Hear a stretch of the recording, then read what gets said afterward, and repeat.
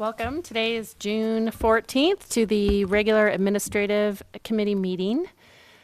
We will kick things off with approval of the May 24th administrative committee minutes.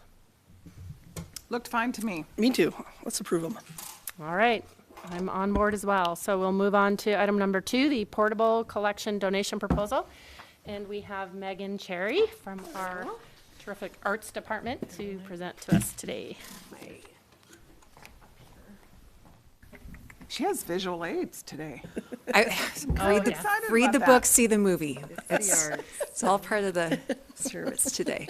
I have the good fortune of being liaison to the Arts Commission this year, so I've gotten a sneak preview, and it's very cool. Fun.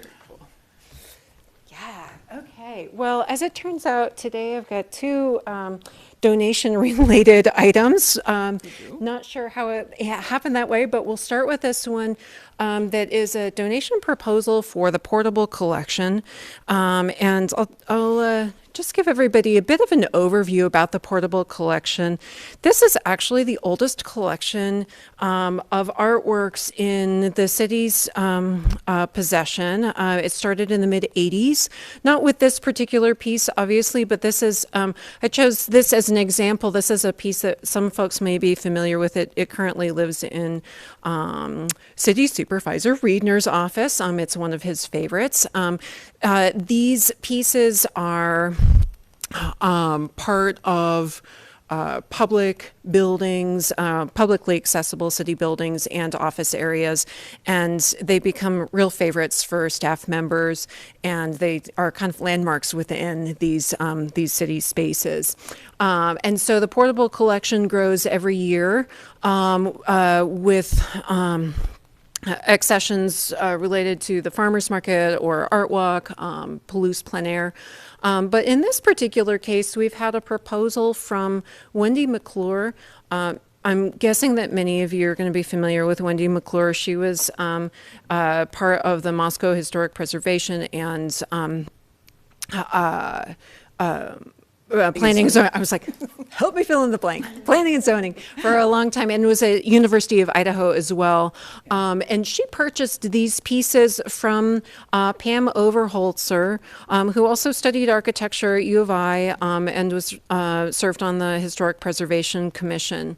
And so Wendy purchased these pieces from Pam, and then when Wendy and her husband moved to Washington. Port Townsend. Port Townsend. I was like, okay, see, this. I need my village today, clearly. So she wanted these pieces to be part of the city's collection, and Pam is really excited about this direction as well. And so I wanted to take a minute to look at who Pam is and also who Wendy is. This is a pretty special relationship between a collector and an artist, and also it's an important part of the context of a donation, I believe, to know who the artist is and to know who is donating the work. So Pam comes from this real long line of artists, and she made these pieces based on Lillian Otness's book. And they are, I did get some good photographs, but then I wanted to bring some in for you guys to see. There you go. And there are 5 of these pieces total. And I think when we see them in person, what you get the sense of the hand, how much handwork is in these illustration board cut in intricate little pieces. The hand illustrations are really beautiful. This one is the David Center. So there's some really practiced skill in the drawing and the cutting that went into the making of these pieces. So one thing that's really interesting about Pam with these art pieces is it is very much in response to her studies at U of I, but it's also very much in response to Moscow, Idaho, and the architecture here. Wendy deserves a bit of attention here as well. I pulled a small snippet of her bio from the U of I website, and it goes on and on. This woman is incredibly accomplished, and so the relationship I really liked between Wendy and Pam was that they're both lovers of architecture, and so often we see art collectors being those who also make art, and that's exactly what we have here. And they also were very much dedicated to public service. So. Okay, and so now for the nuts and bolts, you'll remember that the public art guidelines were updated and came through council earlier this year, and so the steps for this type of donation are listed on the screen here. The donor contacts the appropriate city staff. That has happened. We presented consideration of this to the MAC, and then we're now at this step where we are requesting council's approval of the donation, and then we'll bring if council decides to bring these pieces in, we'll go through the full accession process. So in the Public Art Subcommittee, looked at these pieces and recommended that they be added to the collection. The MAC took action during a regular meeting on May 11th, and they do recommend keeping the collection together. There's a total of 5 pieces. Staff's recommendation is to accept this donation proposal, with bearing in mind that we will need to do professional photo documentation, but this timing could not be more perfect in that we've got a show coming up in the 3rd Street Gallery called Sculpted Spaces, which focuses entirely on sculpted spaces, whether they're sculpted as in architecture or landscape. With that, I'd love to answer any questions that you might have. This is a no-brainer. This is really, really cool. Yeah. Where do you keep them? I mean, I know you'll be putting them up, but how does it get put all over the place? Yeah, that's a really great question. So we deal with a portable collection very much like a library book, where you check out the artwork from the collection, and then it comes into your office space. We do have some parameters to make sure that the art doesn't get damaged. In this particular case, we would make sure that we're showing it in a space that is appropriate for all 5 of the pieces, that they're not going to walk off. So we may need to be a little bit more intentional with the placement of these pieces, just simply for to honor that gift. Did not Wendy, was it Pam? Thank you. All I could think of was Jem. I knew that wasn't right. Did she put them in the black shadow boxes, or did someone else do that? Yes, she put them in the shadow boxes. There are one consideration is that the shadow boxes are not completely set up to hang. So I did a little initial research. These are pretty standard frame sizes, so we can adjust that pretty easily, but they would need to be presented as the artist has them in a shadow box, because theatrical, right? There's some theater in it that I think is we would want to respect the artist's intent. Nice. Okay, well. Yeah. Sounds like Easy. we're all. Yeah, absolutely. I think the one question, do you think, it's not a very lengthy presentation, but I would love for more people to hear a little bit about these 2 women. Can we have it on the regular agenda? Or we have a super long agenda by chance, or? 2 public hearings scheduled for next Monday. Megan did mention we'll be highlighting them in the next gallery. I think it's the next rotation for the gallery. I don't With care. 2 I just wanted to throw it hearings. out there. So It's, with 2 hearings, I'm afraid, 2 public hearings, it'll be a wash in all the other stuff anyway. And we could certainly do social media, all of those types of things that we do as well, too. They are very neat, though, so. Okay, well, I guess for practicality then, we'll have it on the consent agenda. Yeah, and we can promote it. potentially along with our second. Yes, okay. And for my All next trip. kinds of fun. Nice lead into the Andrew Becker Memorial Public Art Installation yeah. at the That's a neat ITC thing. Sculpture Garden, which I suppose I would, Andrew Thatcher, why do I? I love the ITC Sculpture Garden. I see it all the time. I mean, It and really these makes are, me happy. yeah, I think of both of these items, I just hope they reach far and wide. Yeah. So they're both pretty exciting things that you're doing along with people in our community. I do have one question for you on this. Is it possible to do things like make a poster of these things, and like sell those, or I don't know, I don't know what our parameters and rules Yeah. are, but I can see all those going together Yeah. and being a cool poster that highlights the Yeah. MAC. Yeah, so I would need to check in with Mia on this one. However, our art purchase agreements typically allow the city to use the image of the artwork for promotional purposes, but not for the purposes of reproduction. It's a way of so Yep. essentially that is to say the artist retains the copyright Yep. to the artwork. But in terms of outreach and sharing, I think that's if that's where you're coming from. I think we can find some creative ways to do that.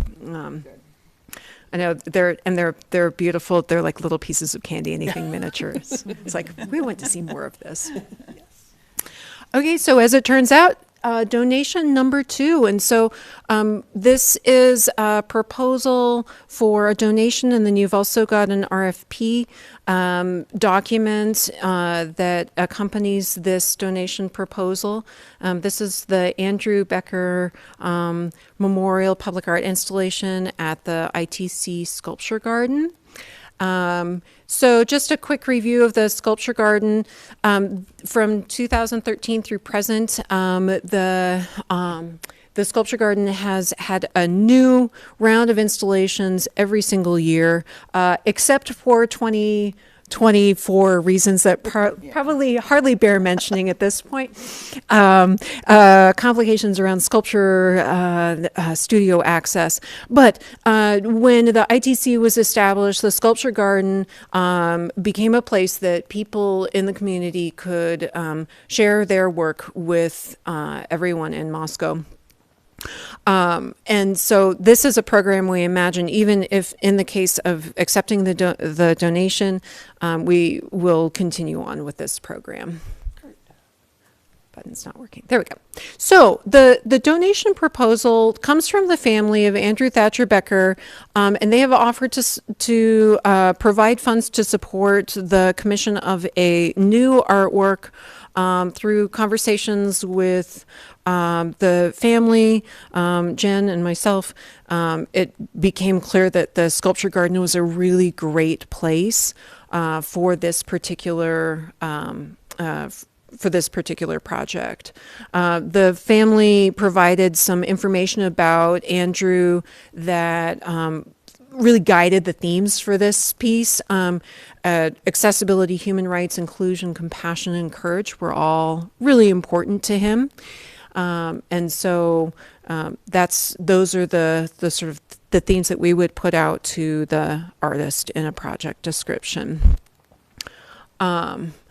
Andrew Thatcher Becker was somebody that a lot of you may have known. I'm seeing some nodding, so that's great. He was definitely really dedicated to public service. He was dedicated to advocacy for those with disabilities, for human rights.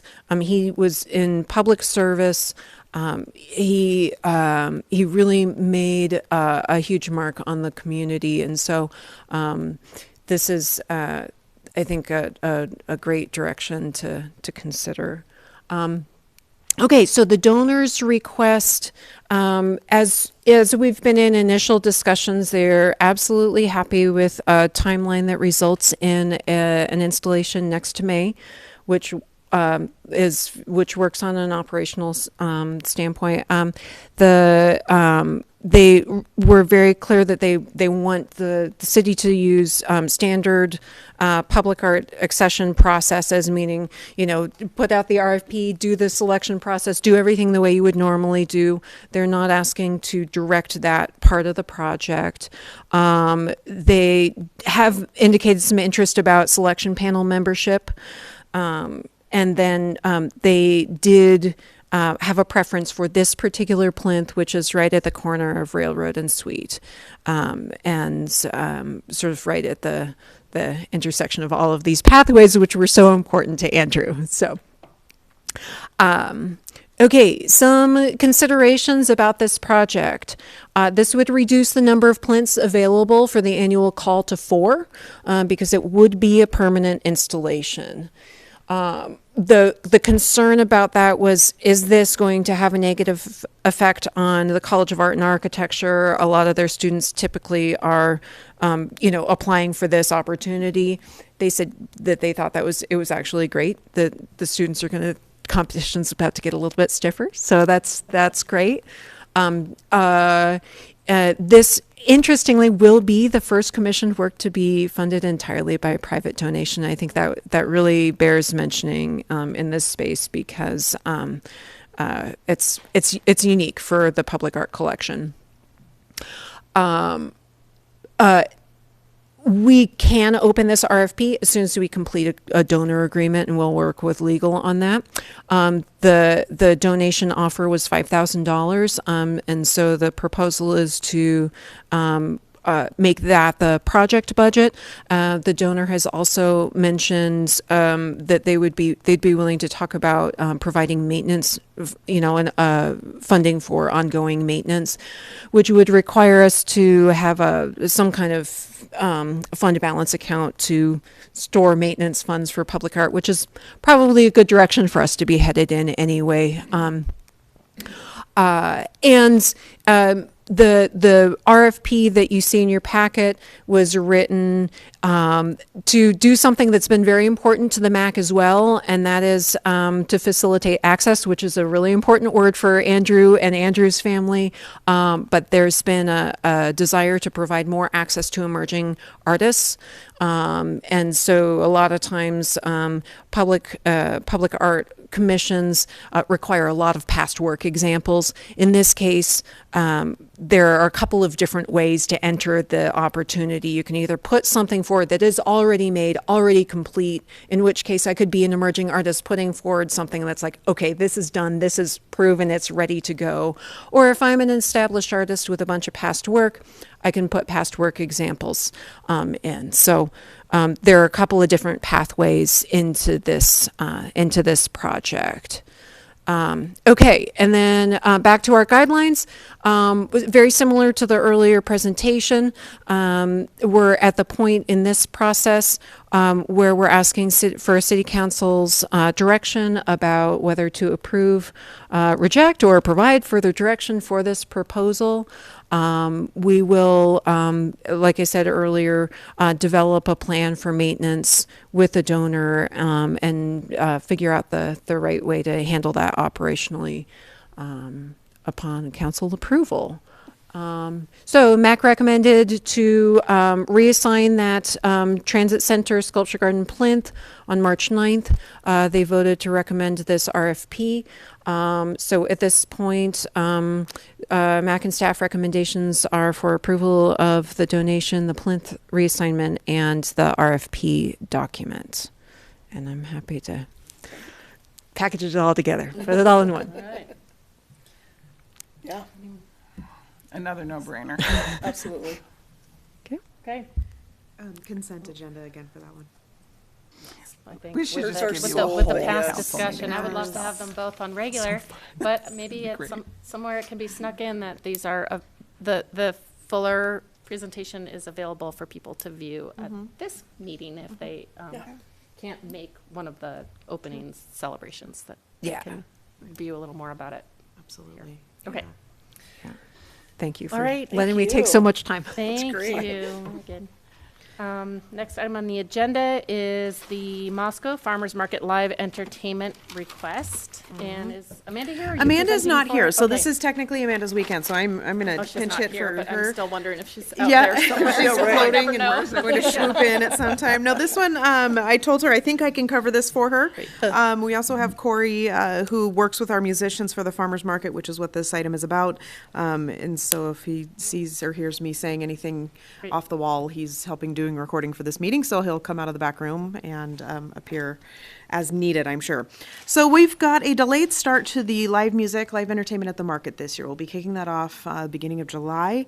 We typically have 2 spots for music during the summer. With the shortened season, the proposal is to use the 9 to, I gotta make sure I get my times right, our 9 to 10 slot as a paid musician slot, which in the past is typically a free musician's. Yeah. I'd try it before you buy it for both parties. But we'd like to then double down on our music, basically. We'd still have the budget appropriation to cover that, but providing that 9 to 10 and then the 10:30 to 12:30 slots.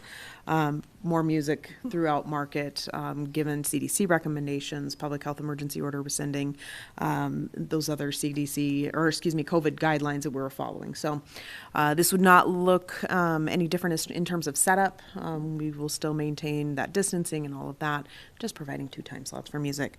The other consideration is looking at the busker program as well. We have eliminated those performances to date, but looking at bringing those back. That was the concern with the buskers, is the gathering around buskers, but Yeah. looking at modifying and spacing and making sure we do that in a smart and cautious way, but providing that opportunity as well.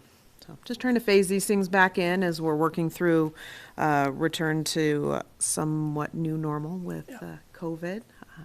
That would be the proposal that they have for you. The other piece that comes along with that is for buskers and youth vendor programs in particular. I'll speak to youth vendor in just a minute.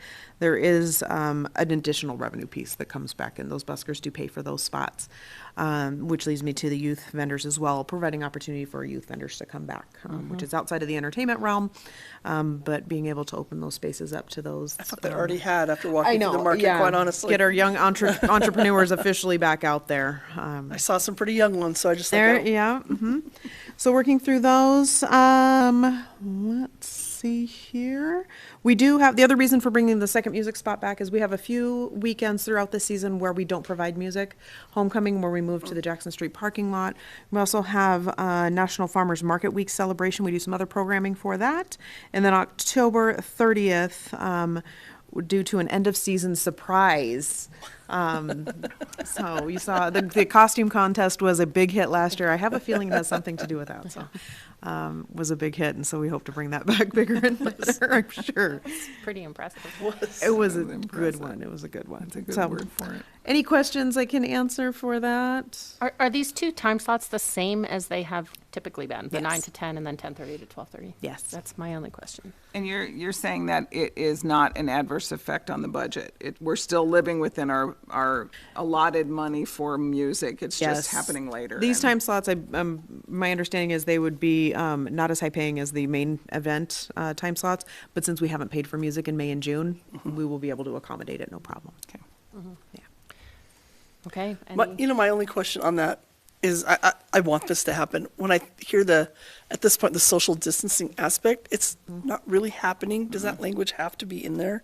That seems like you're setting yourself up for failure. We've adjusted that with the public health emergency order Okay. rescinding, we've adjusted that language. Okay. Yep. Great. Yeah. Yeah. Yay. I say we reinstate. Yeah. Absolutely. I Wonderful. agree as well, so that can go on the consent agenda Yeah. also. Thank you. And our last item today is the community-oriented policing services, the Law Enforcement Mental Health and Wellness Act grant. And we have Elisa Anderson and Anthony Dolan. Hello. Hello. Afternoon. So, I believe you folks got the fact sheet on this. Just to give you a little, I guess, rundown of history-wise. Peer support programs have been around for a while, but a lot of smaller agencies haven't had the ability to implement them because obviously there is a financial burden to this. This would give us that ability through 100% funding from the federal government. This would be, I think the total, because it'll be a joint task force, basically, between Pullman PD, Washington State University PD, and Moscow PD, with our portion being no more than 38,000. So what this is, it would create the ability for us to train officers to become peer support. There's different terms out there for it, peer mentors, peer advocates, things like that, but specialized training to about mental health and wellness when it comes to officers. Now, the reason why these things came about is because we found out that folks in law enforcement and military, even though maybe struggling with some of their wellness, especially mental health, are much less likely to reach out for assistance, and especially even through EAP programs and those types of things. They're just less likely to utilize that. And so there's a lot of studies coming out now showing how these are much more effective because officers are much more willing to speak with fellow officers about issues, at least get that ball rolling. So that's kind of a very quick rundown of where this is from. More into your mic, please? Oh, They're picky. gotcha, okay. Corey's telling me from the secret. Make him talk in his mic. Thank you. So do we have any questions about it? There's no match for the city, so this is just straight from the grant. No, I think it's great. I'll just add a few comments because, I'm the person that reads all the requirements here. So the city of Pullman had already applied for this grant, so we needed to just change the wording on the CCSR to say ratify before it goes to council. They submitted the application on June 3rd. And just to update a little bit more on what Anthony said, this also provides support for family and resources for family members. They also include the components for suicide prevention and also wellness programs. So I think it's a very well-rounded program, and I read the entire circular today on it, and it's well thought out, and I think something that should have came out a long time ago. Yeah. And unfortunately, the wave of the times has probably moved it forward. And there is $8 million available. There'll be around 57 awards. The max is $125,000 per award. It's relatively competitive. And it's for a 2-year program. So the funding would be 2-year support. The budget for the city is mainly providing staff support. So when officers go to training, then they can submit for reimbursement for those slots to be filled by other officers, staffing or overtime. And then I anticipate that the city of Pullman, who would be the fiscal agent, then we would have a subrecipient agreement if awarded, and we're subject to the same federal requirements as they would be. And other than that, I didn't see anything that there's no match, and I think it's a great program, and it also provides anonymity to those people who may not want someone to know that they're struggling, and feel more comfortable reaching out to a fellow officer or someone else. And it also does include assistance for administrative staff within the departments also. So Does it cover that's great. dispatchers at all? It does. Oh, good. It Oh, does. good. Even though we don't have that within Right. us, within our organization, it would cover that. Mm-hmm. So when you said it covers the administrative, is that being provided by Pullman? So Pullman applied for a full $125,000. I haven't seen their actual application. I'll ask them if I can get a copy of it so we have it on file, since we would be a subrecipient. I was on vacation and just got back today, so I hadn't had a chance to request. So, but it does say in the guidance that it is available for police officers, the administrative staff, and it did say anyone who worked within the department, dispatchers, all support staff to the department, and family members. So this is, I think, a program that this is the second or third round of funding, but it's the first time that we've looked at it, and so it's relatively new. There are examples out on the US DOJ website of the types of things that other departments have set up for examples, but the scope is pretty narrow on and the guidance and the expectations. So there, I mean, it will be left up to Pullman to track that, but there are some deliverables that are expected in reporting. So That was kind of one of the things I was hope that there will be some way of showing the benefit so that if after these 2 years we no longer have a grant, there's not another grant, but we see that there's been great benefit to individuals that then it's okay, this is worth us continuing to find a way to fund. yes, I agree. They have specific deliverables, but the program goals state quality driven with emphasis on action statements so that you can show a reduction or variance in performances, those types of things, and then evidence-based recommendations and measurable and manageable focuses that can be documented. And also they want to be able to document complex situations that law enforcement professionals face and, be able to show, these methods have worked really well within this peer support program. So I think a lot of good things will be to come from I like the regional aspect of it a lot, because if you're funny about talking to the people you work with regularly, maybe it's easier to go to somebody that's yeah. Yeah, in that's the same certainly game. one of the benefits. Yeah. You trust one I of your like own, that. but you may not want Right. Well, guy in the desk next to you knowing that you're having some thoughts that you're concerned about. So yeah, I think that's when we said anonymity. I think that is what puts the team approach to it and makes it more available. I hope a lot of people take advantage Me of too. it. Me Yeah. too. It's the atmosphere is the perfect timing for this right now. Good. I think. Okay, I'm well, in it sounds favor. like we're all Yeah, we're in favor of Approval. approving the grant funding request. Or ratifying ratification, yeah. the Application. Yes. the submittal of the request, and then certainly we'll come forward if they find out it's been awarded. It would be a 10/1/21 start date, so it was right at our beginning of our fiscal year. So, Great. all right, Good. thank you Okay, very thank much. Yeah, Yes, thank you. I Yeah, think so. and Yeah. you would see it Yeah, again when it because- comes back exactly, on the right, awards, so we if can it's talk about it awarded. more then. Yep. Wonderful. We need one Great. of those. Thank you. council.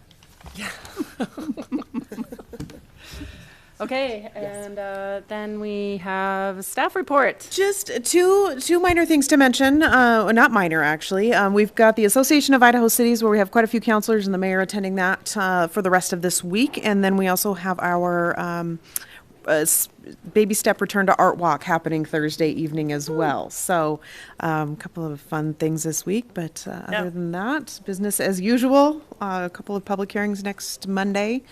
So that's the plan. We'll be getting agendas out at the end of the week. Awesome. Great. Any other reports? Not a bit. Okay, then we are adjourned. Thank you. Thanks, Taylor.